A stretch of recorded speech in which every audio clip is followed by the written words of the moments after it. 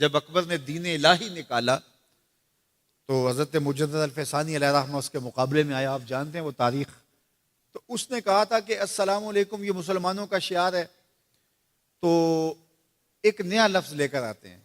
جب بھی کوئی کسی کو ملے تو اس کو کہے اللہ اکبر, وہ بھی جواب میں کہے اللہ اکبر. یہ اپنی طرف سے وہ نئی چیز لے کر آیا.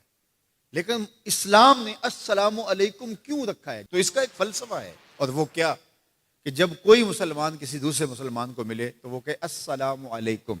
اس کا مطلب ہے تیرے اوپر سلامتی ہو. تو گویا وہ ضمانت دے رہا ہے کہ میرے بھائی, تیری جان, تیرا مال, تیری آبرو, تیری عزت میری طرف سے محفوظ ہے. میں تجھے ضمانت دیتا ہوں سلامتی کی. اور وہ آگے سے کیا کہتا ہے؟ وعلیکم السلام. اچھا تو اگر مجھے ضمانت دیتا ہے تو تو میری طرف سے بے فکر ہو جا. تیری آبرو میری آبرو ہے, تیری عزت میری عزت ہے, تیرا مال میرا مال ہے, اس لیے میری طرف سے تجھے کوئی فکر نہیں ہوگی. اب ایک دوسرے سے انہیں خطرہ نہیں ہونا چاہیے, ایک دوسرے کو ضمانت دے چکے ہیں, عہد کر چکے ہیں. اور اگر ہم سلام بھی لیں اور جڑیں بھی کاٹ دیں تو میاں ہم نے سلام لیا ہی نہیں, ہم نے منافقت کی تھی. حضور نے فرمایا افشوا السلام, تو میں سلام کو پھیلاؤ. یعنی سلام کو پھیلاؤ گے تو امن پھیلے گا. سلام سلامتی سے ہے, یہ آپ امن دیتے ہیں. ہارون الرشید کے زمانے میں ایک شخص کو سزائے موت کا حکم ہو گیا. تو اس قیدی سے پوچھا سزائے موت سے قبل تیرا آخری حق. اس نے کہا کہ میں بادشاہ سے ملنا چاہتا ہوں. انہوں نے کہا ٹھیک ہے. بادشاہ کو کہا کہ سزائے موت کا قیدی ہے, تو وہ کہتا ہے میں بادشاہ سے ملنا چاہتا ہوں. بادشاہ نے کہا لے آؤ. تو دربار لگا تھا, تو وہ قیدی زنجیروں میں جکڑا ہوا لایا گیا. اس نے کہا السلام علیکم. بادشاہ نے کہا وعلیکم السلام. آخری خواہش پوری ہو گئی. جلاد لے جانے لگے, قتل کرنے لگے. کہا تو مجھے قتل نہیں کر سکتے. کہا کیوں؟ کہا بادشاہ نے میری ضمانت دے دی ہے, مجھے آزاد کر دیا.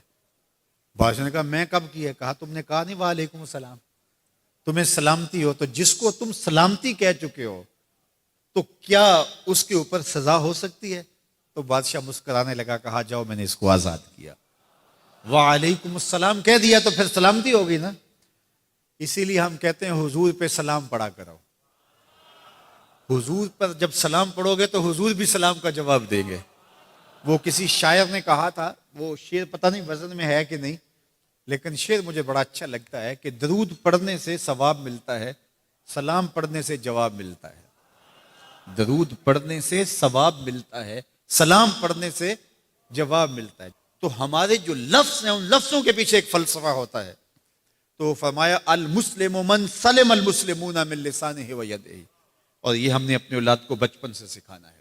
اگر ہم نے ان کو اعلیٰ ڈگریاں بھی کروا دیں, ان کو اعلیٰ تعلیم یافتہ بھی کروا دیا دنیاوی اعتبار سے, لیکن یہ بنیادی سبق حضور کا نہ پڑھایا, تو پھر وہ اس تعلیم کے باوصف بھی آپ کو آپس میں الجھتے ہوئے دکھائی دیں گے.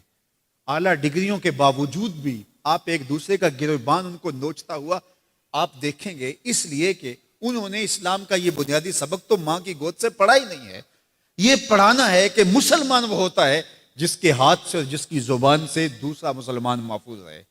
مجھے بتاؤ, جس کو یہ سبق اس کی ماں نے پڑھایا ہو, جس کو سبق اس کے باپ نے پڑھایا ہو, تو وہ کسی مومن کی ماں کو گالی دے سکتا ہے, کسی کے باپ کو گالی دے سکتا ہے, کسی کا گریبان پکڑ سکتا ہے, کسی کو تھپڑ مار سکتا ہے, کسی پہ زیادتی کر سکتا ہے؟ کبھی نہیں کرے گا, اس لیے کہ اس کو حضور کا فرمان یاد ہے کہ مسلمان ہوتا ہی وہ ہے جس کی زبان اور ہاتھ سے دوسرے محفوظ ہو. ہم نے یہ سیکھنا ہے اور اپنے عمل کے اندر اس کو داخل کرنا ہے کہ ہمارے رویے اتنے خوبصورت ہوں, ہمارا طرز زندگی اتنا خوبصورت ہو کہ ہمارا پتہ چلے کہ ہم حضور کے غلام ہوتے ہیں.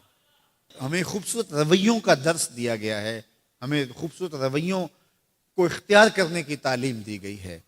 تو ہم اپنے آپ کو دیکھیں اور ہم اپنے دل کو صاف کریں, اپنی زبان کو صاف کریں, اپنی آنکھوں کو پاکیزہ بنائیں, اپنی سوچوں کو عفت دیں, اور دیکھیں کہ ہم کھڑے کہاں ہیں. جس کے 2 دن برابر ہیں, آج کا اور کل کا, تو وہ خرابی پہ ہے. سرخرو وہ ہے کہ جس کے دونوں دنوں کے اندر واضح فرق ہو, ہر لمحہ اس کا بہتری کی طرف چلا جا رہا ہو, تو وہ ترقی کی طرف ہے, ورنہ وہ تنزل کا شکار ہو رہا ہے.